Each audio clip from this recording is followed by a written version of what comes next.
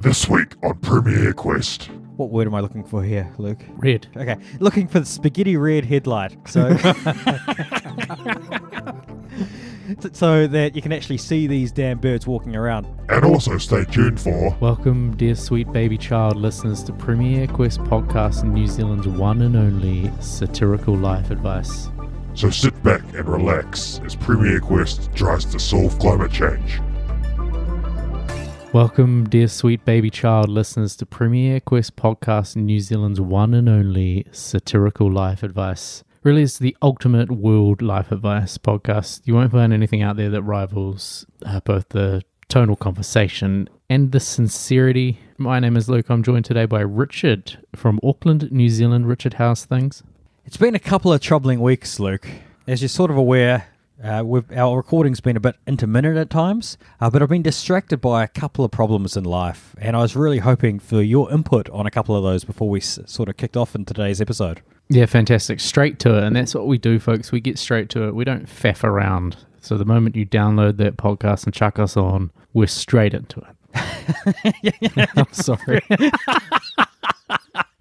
Yeah, all right. We'll go with that.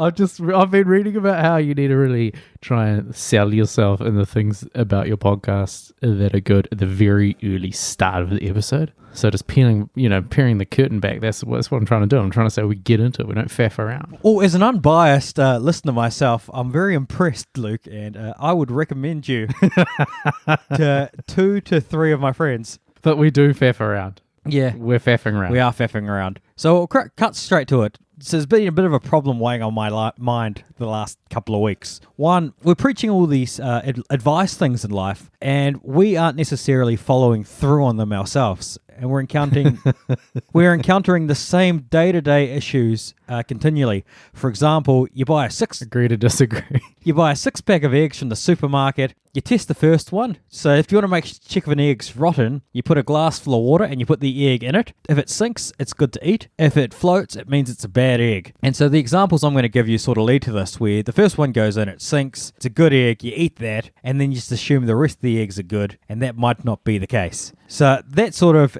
sums up exactly how I'm feeling about how we're going. Could I just stop you there? Do you not go by the sticker on the egg carton, at least initially, or are you so thorough that you're doing this to every box of eggs you buy, regardless of the best before sticker? Oh, did you not heed the advice of Donald Trump from the Art of the Deal episode? We'll trust your instinct.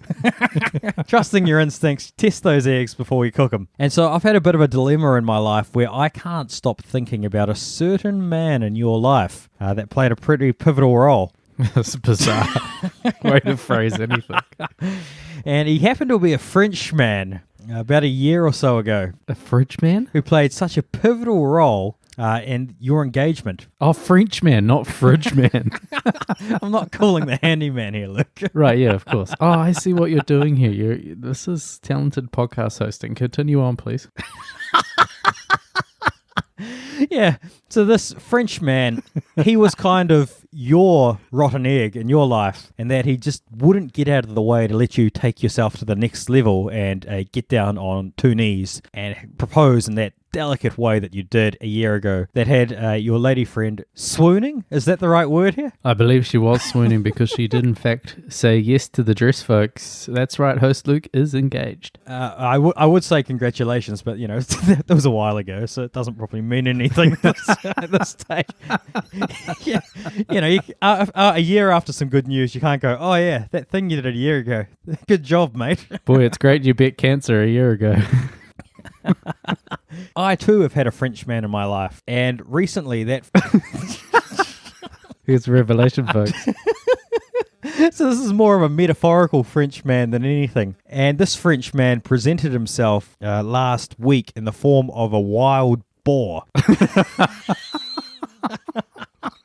So I was you happy for me to go on here, or you got any sort of advice that you'd like to interject here? No, please. This is Lord knows what this podcast is about.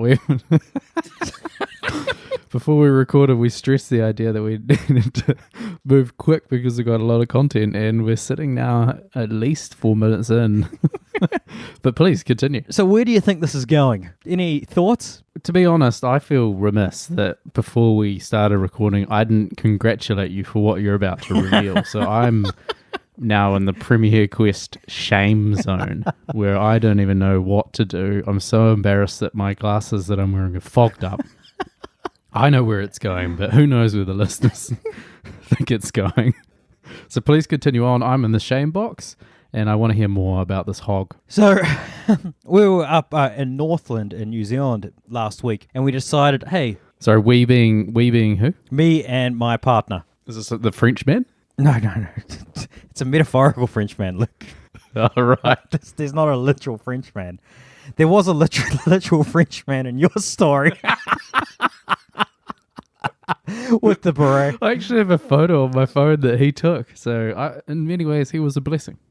So we decided that we'd go up and check out New Zealand's native bird, the kiwi. And for those of you not familiar with the kiwi, it only sort of comes out at night. So you've got to get one of those red headlights. I think it's like ultraviolet. What word am I looking for here, Luke? Red. Okay. Looking for the spaghetti red headlight. So...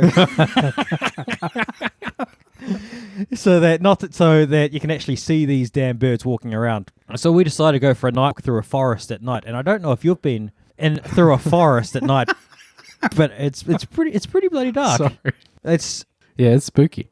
It was so spooky, ghosts and everything anywhere. So we're walking through this forest and we hear some sort of scuttling about, and we think it was a kiwi nearby. And just then I was like, damn it, this metaphorical Frenchman has been plaguing my life for a year now. Time to get onto it. So as I'm about to get down onto two knees, I hear off in the distance this and instantly I'm like, Squire Heath, is that you? This is a very spooky sort of place. But alas, it was not. Yeah. And as we got closer, the got louder and louder, and we realized, like, shit, there's a wild boar out here in the pitch black and we can't see anything. Oh, Christ. For listeners unaware of what a wild boar is, it's in fact a wild pig, which in New Zealand are known to have tusks, and they can in fact gore and have in fact gored humans before. They're quite dangerous. Yeah, crazy dangerous, and it's pitch black in this forest apart from our spaghetti red headlights. Yeah, and just a danger check here, folks. Think of Teok in the series Stargate SG-1, but before he turns into a good guy. This is the level of danger that Richard and his partner appear to be dealing with. And another example of danger, and here's the first spoiler for today. Spoiler alert, this is as dangerous as Thanos having an Infinity Stone. Oh, God. No, I'm going to scratch that. I'm just going to go back to that. Ha ha ha ha ha! It is I, Squire Heath, and I will not allow you to edit this out due to your prior snub at me thinking that I was lurking in the woods. Good example of danger, Luke. This boar is scaring the shit out of us, so we start running away, and I'm like, oh, this Frenchman's never going to bloody leave me. So we rounded a corner, and right there was a mighty kauri tree and a whole bunch of glowworms. And I said, right, this is the time. Banished the Frenchman from my mind, got down on two knees, and uttered those magic words to great success. Which were, just for our listeners who may not listen to my engagement episode and perhaps not entirely sure exactly what you're talking about, Richard, can you be a bit more explicit? Not sexually explicit, just what exactly did you do? I said, it's been a long this quest of mine has been a long premiere quest. And quests are sometimes lonely. So will you take my hand and join me in the side quest that is life? That is beautiful. And for listeners out there, it's official. Richard is now engaged to be wed. I've got lots of questions here, Richard. First being, if in the situation that your partner, your now fiancé, if she had slipped over and the boar or the Frenchman had somehow occupied the space at which your two knees were pointing, and as you muttered the Premier Quest oath, would the boar itself have become your fiancé? I'm not sure if that's legal in New Zealand, Luke. I know it's not legal, but this is the kind of thing you need to think about. I'm surprised that you got down on both knees in such a high-risk environment. It's the risk one has to be willing to take in order to face adversity and embark on these side quests that is life, Luke. You need to rise to the challenge. And that ties nicely into today's episode. where we're talking to listeners about rising to the challenge of climate change. So just as the initial credit scene rolls in in Pacific Rim 17 minutes in, the theme of today's episode is rolling at least 10 minutes in, and that is climate change. Now, Richard considers himself somewhat of an expert in the field. The first question I got to pose to you, which is probably an obvious one, Richard, but is it real? Are we real? I don't know if we're real. We could not be real, but if we are real, then climate change is real. If we're not real, then climate change isn't real. Does that answer your question? Yes, it does. Thank you. But not all of us agree that we're real. Did you know, Luke, that only 99.9999... Oh shit, I'm reading the wrong fact there. I was going to say, it seems high. Oh, I meant 99.9999% chance humans are causing climate change. So only 99.9999. Correct. Yeah. And remember in the Office episode where Kevin says if someone gives you the odds 10,000 to 1, you've always got to take it. So I think I'm willing to wager that perhaps humans aren't causing it, because those are great odds. And it seems to be that all Republican politicians seem to be taking the same odds as you on this one. They're all taking the Kevin approach. But did you know that the last 5 years have been the hottest on record?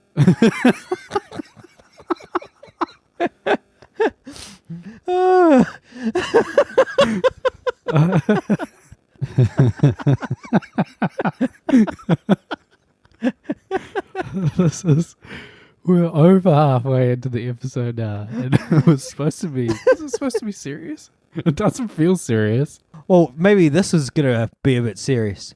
The global average temperature for the first 10 months of 2018 was about 1.8 degrees above what it was in the late 1800s. Yeah. I mean, it's easy to scoff at that when you think about it. You're like, oh boy, I wouldn't even wear a jersey if it was 1.8 degrees cooler. But the impact on the environment, you know, the cycles, the animals, everything, really, the flora, fauna. At 1.8 degrees is massive, isn't it, Richard?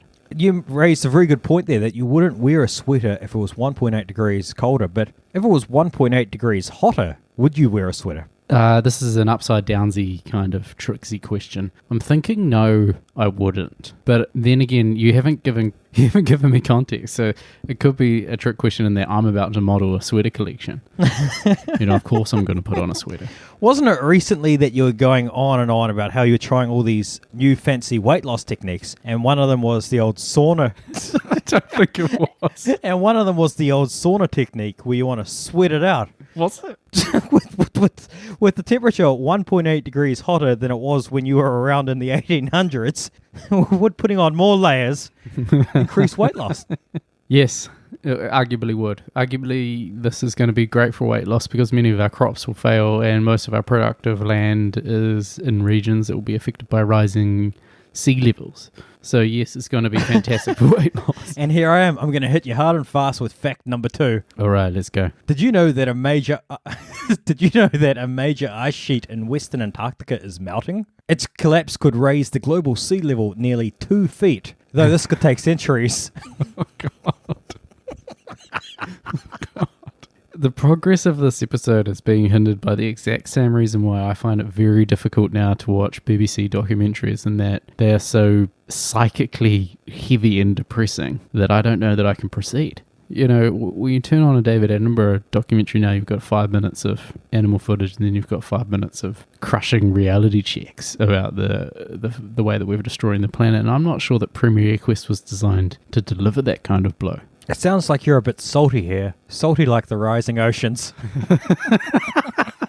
Oh, God. Well, isn't the water in Antarctica fresh? And so we're actually decreasing the salinity of the ocean, which is another big issue. How about I hit you with some more facts? Maybe this will invigorate you with passion for the subject. The atmospheric carbon dioxide level for March 2018 was 412 parts per million and continues to rise. It has now reached levels in the atmosphere not seen in 3 million years. What was happening 3 million years ago that caused this kind of thing? Was it, as the Republicans believe, part of the natural cycle of carbon dioxide on Earth and we're just entering it now? Or can we be sure that 99.9999999 evidence is actually true? Yeah, well, if it's at 412 parts, it's 46% higher than it was in the 1800s. So that's a pretty dramatic increase over a relatively short amount of time. Do you remember the 1800s? The 1880s or the 1800s? 1880s? It's a bit of a distant... What I'm trying to say is, if you can't remember something, was it ever real? Yeah, was I ever a child? I don't know. I looked back at some child photographs of myself probably a number of weeks ago now, actually over Easter, and I thought, Lord Almighty, I don't remember any of this. For all I know, I'm in some kind of awkward Matrix Truman show type thing where none of this can be real at all. How can it be real? Who am I? If we're in some kind of simulation, does climate change matter? The answer, folks, is yes, of course it does. We want the simulation to go well. We want our overlords to be pleased. And for those reasons, next episode we will be going through life advice and applying some climate change info to those questions and helping you deal with the next 40 to 100 years of your life. Anyway, in the meantime, we're just going to keep going with these definitely not depressing facts. Or definitely not depressing or made up facts. So the Earth's glaciers and... You have one job this episode. This better not be made up. I'm 99.999% sure they're real facts. But not all facts are comforting. Sometimes it's one of those situations where you buy some eggs from the supermarket, the expiry date says 2 weeks. Lo and behold, you get home, you put them in a glass of water, they float to the top. Rotten is the core. Rotten is the fact that we are now losing up to 390 billion tons of ice and snow per year. Is that a lot? Where is it going? Yeah, if we're losing it, have they just sort of lost it and therefore we can find it again? So if we employ better auditors, will global warming be resolved? Look, I feel like this is another Nicolas Cage national treasure situation. We give him a map of the world and just put a big black box over Antarctica and say, find the glaciers. Can Elon Musk help us? I guess in his own way by designing cars like the Tesla Model X with those electronic batteries, he is helping us. So thank you, Elon. Thank you to our simulation overlords. If you sent some water into space, would it freeze? Yes, 100%. So couldn't we invent some sort of, for lack of a better term, catapult and fire ocean's water into space? It freezes, it comes back down and replaces it at a rate that it's sort of disappearing? Yes, I think that we could, but what about, here, I'll turn your idea on its head. What about we go up into space, build a space catapult, and catapult space onto Antarctica? I might need you to elaborate further on this catapulting space. I assume you're going to the moon and setting up catapults on the moon. So let's break it down. I was imagining catapults that were outside of the atmosphere in space, and they were catapulting essentially the concept of space down onto Antarctica. Because clearly when water hits space, it freezes instantly because it's a vacuum. What we want to do is bring some of that vacuum down to Antarctica, refreeze some of that melting water, and then Bob's your uncle. Why don't we just keep pumping the ozone full of harmful chemicals that weaken the ozone so the space can just seep through and freeze the water? We've tried that. Would that work? We're trying that at the moment, and it's not quite there. What we need is some sort of catapult to literally catapult these dangerous CFCs into the atmosphere. And for any listeners out there who would like to fact check us today, please send your concerns through to us at premierquest.com. Oh, and while you're there, check out our website and our store, where you can now buy a jade puma or a picture of a jade puma. Limited stocks available. Yeah, so the picture of the jade puma was taken by myself, and of course Richard and I are in different cities of New Zealand, so it's signed by myself, IRL. I am effectively signing for Richard, but I've attempted to copy your signature as best possible, so if anyone wants to commit fraud, please do so using Richard's signature, because my signature is not actually the legitimate version. So you're essentially getting 2 Luke signatures for the price of 1 Luke signature and 1 Richard signature. So that is walking out the door, folks. But it's cheap, cheap, cheap. But you know what's not cheap?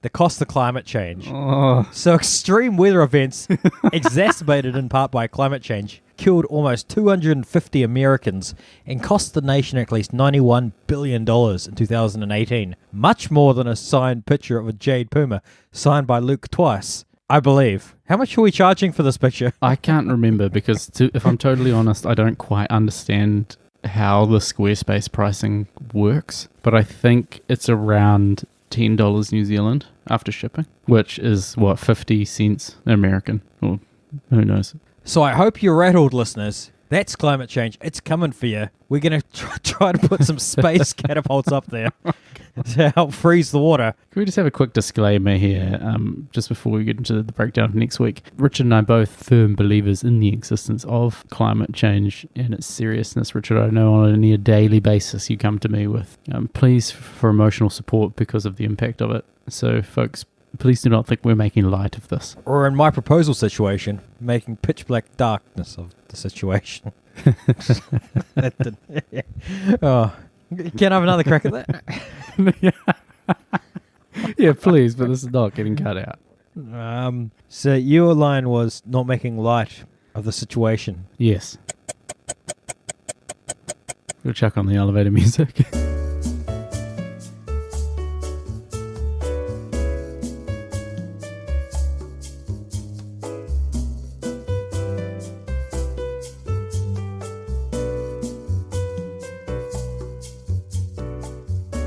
Yeah, so I agree with Luke, now that we're back on the air, that we're not making lighter of the situation than some other people out there. Oh, Lord.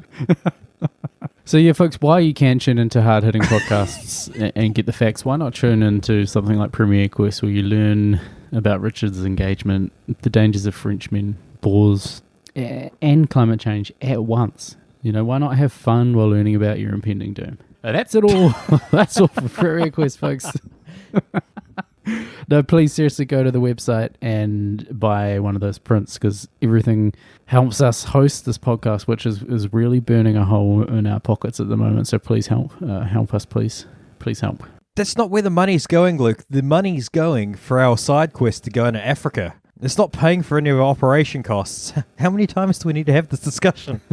Tune in next week where we try to solve climate change with some nifty tips and try to apply those tips to people's problems that they're having in their lives. That's it. We're done. Come back.